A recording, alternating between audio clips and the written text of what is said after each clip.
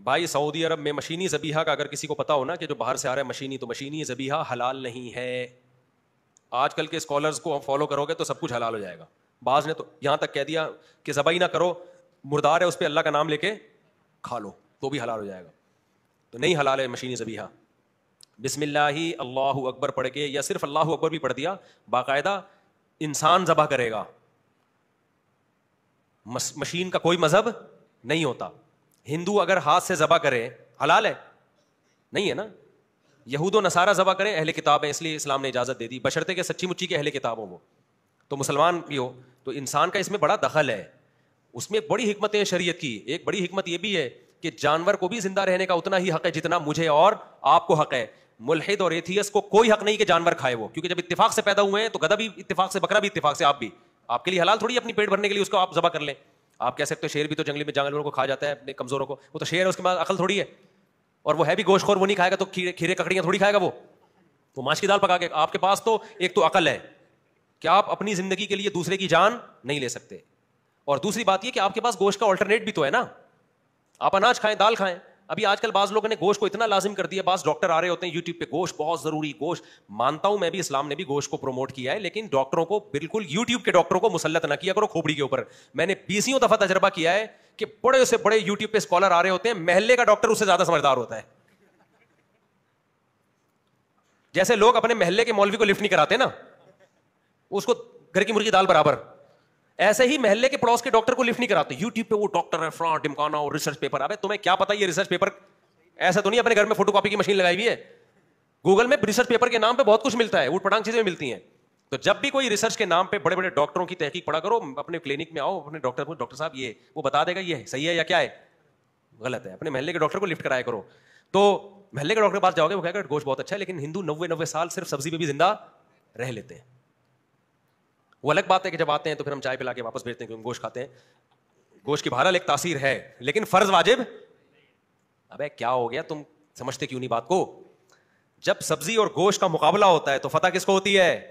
گوشت خور کو. ایکچولی میں یہ کہنا چاہ رہا تھا، ٹھیک ہے نا. تو گوشت بہت فائدہ، تبھی اسلام نے گوشت کی زیادہ ترغیب دی ہے نا. ہر جگہ گوشت ہی گوشت رکھا ہے، عقیقے پہ گوشت، بقرعید پہ گوشت، ولیمے پہ گوشت وغیرہ وغیرہ. 4 دفعہ شادی پہ 4 دفعہ گوشت. بکری ہے نا، بکرا کاٹو اس میں ولیمے میں. تو جب بھی بچے پیدا ہوں، 16 بچے پہ میرے 16 دونی 32 بکرے میرے اوپر ابھی تک، اس لیے میں نے عقیقہ نہیں کیا سب بچوں کا. بکرے نا شارٹ ہو جائے مارکیٹ سے یار. تو میں سوچ رہا ہوں گائے وائے لا کے نمٹاؤ سب کو. 2-4 کو نمٹایا ابھی تک میں نے، ابھی بہت سارے بچے میرے باقی ہیں عقیقے کے. تو اب کیا ہے، لیکن فرض واجب نہیں ہے. ہندو سبزی کھا کے بھی 90 سال زندہ رہ سکتا ہے. تو ملحد کو گوشت کھانے کا حق نہیں ہے کیونکہ جانور کی زندگی لینی پڑتی ہے.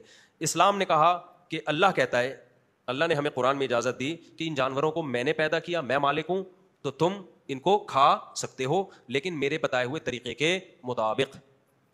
لہذا ان کو تم نے میرا نام لے کے ذبح کرنا ہے، کاٹنا تم نے ہے. سمجھتے ہو، میرا نام لے کے کاٹنا ہے. پتہ چلے یہ پرمیشن کس کی ہے؟ خدا کی. ورنہ یہ اس کو بھی، بکرے کو بھی وہی حق ہے زندہ رہنے کا جتنا ہمیں حق ہے. تو مشین وہ کام نہیں کر سکتی، وہ حکمت فوت ہو جائے گی. اور بہت ساری حکمتیں، تو میں نے ایک حکمت کو ہائی لائٹ کیا ہے. اور ویسے بھی گوشت میں اصل حرمت ہے، جب تک حلال ہونے کی دلیل نہیں ہوگی حرام رہے گا. نبی صلی اللہ علیہ وسلم کے دور میں ایک صحابی نے بتایا کہ ہم نے تیر مارا اللہ اکبر پڑھ کے. بعض دفعہ دوسرا بھی کوئی غیر مسلم بھی شکار کرتا ہے، ہمیں نہیں پتا ہوتا کس کے تیر سے مرا ہے جانور، تو آپ نے اس جانور کو کھانے کی اجازت نہیں دی کیونکہ اس میں حلال حرام میں کیا پیدا ہو گیا کہ پتہ نہیں تمہارے تیر سے مرا ہے کہ اس کے تیر سے مرا ہے. سمجھتے ہو بات کو؟ تو پتہ چلتا ہے اس میں اصل حرمت ہے حرام، جب تک حلال ہونے کی دلیل نہیں ہوگی. تو مشینی ذبیحہ کے بارے میں اسلام خاموش ہے. خاموش تو نہیں ہے، فرض کر لو خاموش ہی ہوگا نا. تو ہمیں حلال ہونے کا یہی ملتا ہے، ہاتھ سے ذبح کر کے اللہ اکبر پڑھو گے. تو ہم جب تک ہاتھ سے ذبح کر کے اللہ اکبر نہیں ہوگا. جب بعض لوگ کہتے ہیں ایکچولی ضرورت اتنی ہے، ہم جب یورپ میں جاتے ہیں ایکچولی وہاں کہاں حلال، ہم کو ایسے ٹوپے ڈرامے بھی بہت ہوتے ہیں. بھائی آپ دیکھیں نا، اب کہاں کون حلال تلاش کرے. اب وہاں ہوٹلوں میں ہم یہ تحقیق کریں کہ ہاتھ سے ذبح کیا یا ٹانگ سے ذبح کیا ہے، کہاں سے پتہ چلے گا ہمیں؟ تو میرے بھائی یہ گوشت کھانا ہی ضرورت نہیں ہے نا، میں نے بتایا. آپ پاپے کھاؤ، آپ بسکٹ کھاؤ جا کے.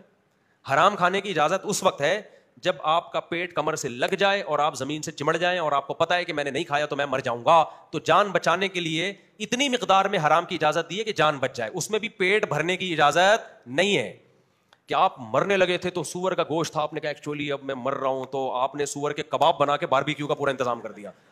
اس کی اجازت نہیں ہے آپ کو. 2 نوالے کھاؤ گے زندہ رہ جاؤ تاکہ اب حلال کی تلاش کرو. تو جو لوگ یورپ امریکہ میں رہتے ہیں وہ کہتے ہیں ایکچولی کر رہے ہوتے